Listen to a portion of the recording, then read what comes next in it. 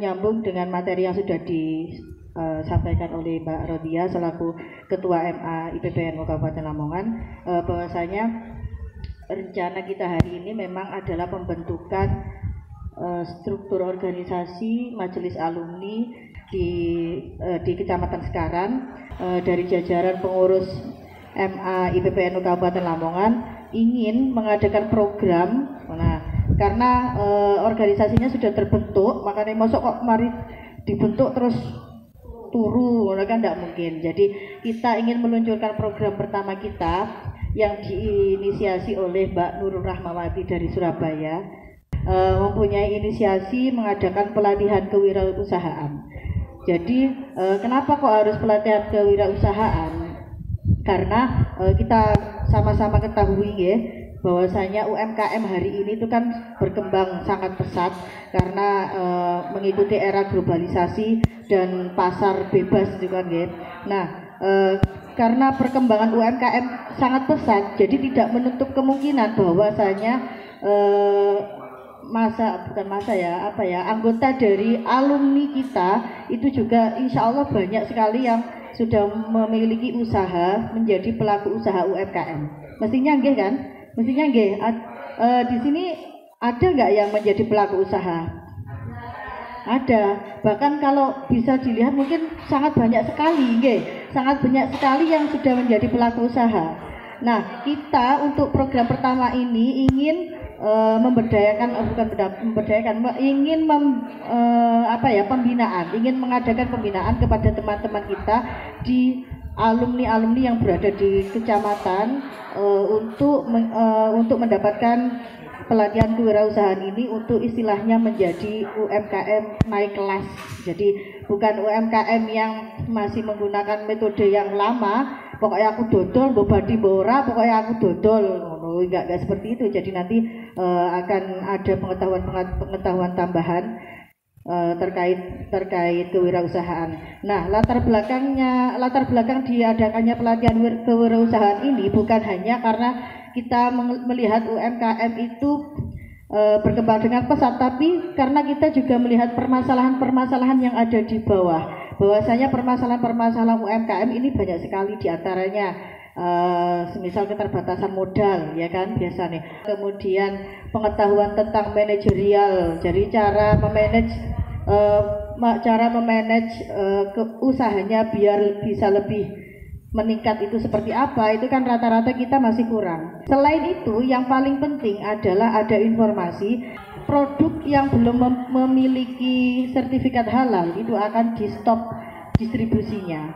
Jadi tahun 2024 nanti semua produk yang dijual di toko besar maupun toko kecil itu semuanya harus sudah mempunyai sertifikat halal. Untuk itu, maka pelatihan kewirausahaan ini kita nantinya akan menggandeng dari lembaga di Kemenak.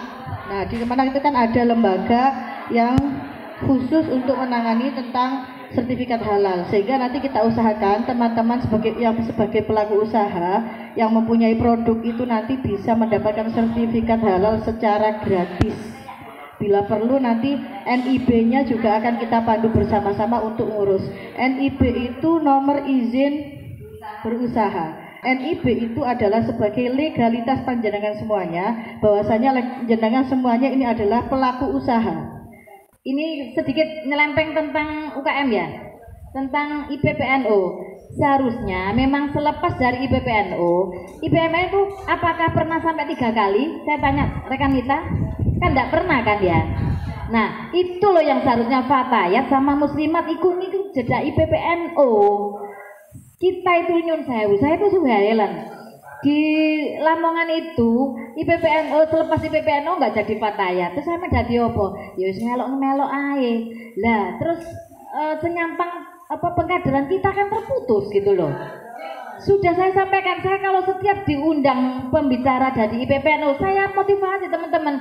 Ya artinya kita pengkaderan itu memang dari awal, dari bawah kita itu memang seperti itu. Dari IPPNU ke fatayat selesai ke muslimat kan gitu. Seharusnya memang gitu. Teorinya memang begitu, prakteknya sengiga gitu loh.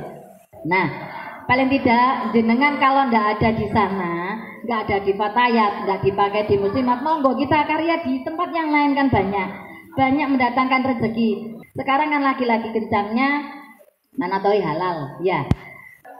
Gimana untuk pembuatan NIB supaya nyun sewu? Kalau di saya itu pembuatan NIB bisa jadi satu dengan sertifikasi halal.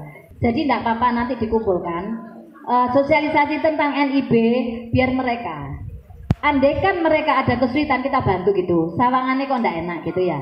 Terus yang kedua untuk masalah sertifikasi halal, saya tanya, apakah teman-teman pernah diajak sama ISNU atau sama Disperindak sama Dinkop tentang pendampingan si halal? Belum apa enggak tahu? Atau enggak dikasih informasi? Nah, sebenarnya gini, saya buka aja. Satu pelaku usaha itu dapat 150.000. Disperindak dan Dinkop itu biasanya ada pelatihan. Jenengan sering-sering ke kecamatan. Itu ada memang kegiatan setiap bulan untuk pendampingan UKM. Kalau di Surabaya itu banyak, nyun sewu banyak sekali. Jadi ada pelatihan ini, pelatihan ini, pelatihan ini. Gamis yang masyarakat miskin itu juga diberdayakan. Nah, saya tidak tahu kalau di Lamongan nanti kemana untuk apa namanya, untuk muaranya pendampingan apa masyarakat miskin itu kemana, saya tidak tahu. Tapi yang jelas di Surabaya saya sudah melakukannya seperti itu. Saya kebetulan punya NIB, punya SIUP dulu sebelum ada NIB itu kan SIUP. Saya di craft ya, seperti konektor ini yang saya pakai, ada pros yang biasanya saya bawa itu. Saya memang usaha di craft. Jadi craft itu memang tidak pakai sertifikasi halal karena tidak makanan dan minuman dan olahan. Tapi saya di bidang craft itu di bidang aksesoris, di bidang tas itu tidak perlu sertifikasi halal, hanya NIB aja. NIB itu adalah pengganti dari SIUP. SIUP itu surat izin usaha. Jadi surat izin usaha perekonomian. Jadi SIUP itu seperti ini, kemudian makanan dan minuman itu pakai SIUP dulu. Tapi sekarang dirubah menjadi NIB. NIB bisa secara online pakai di OSS itu, nggih. Jadi saya ada ilmunya sedikit, saya ingin berbagi dengan semua teman-teman jenengan. Yang penting jenengan bisa berkarya walaupun tidak di Fatayat atau Muslimat, kita berkaryalah sebagai alumni IPPNU kan gitu. Dimanapun kader itu yang namanya alumni. Kalau saya ya memandang alumni apapun, alumni IPPNU dimanapun walaupun nggak diterima di Fatayat Muslimat, toh kita bisa berkarya di tempat yang lain. Nggak kurang tempat kita untuk berkhidmat, nggak kurang tempat kita berkarya, nggak kurang tempat kita untuk berbagi ilmu. Kan karena apa? Kalau ilmu kita amalkan, insya Allah kan juga mengalir jariah ke kita. Ngoten nggih. Jadi saya tetap informasikan. Jadi saya kira demikian nggih, teman-teman, rekan kita. Selamat belajar, berjuang dan bertakwa. Semoga kita selalu diridhai Allah, diberikan kesehatan, bisa bertemu kembali dengan panjenengan semua.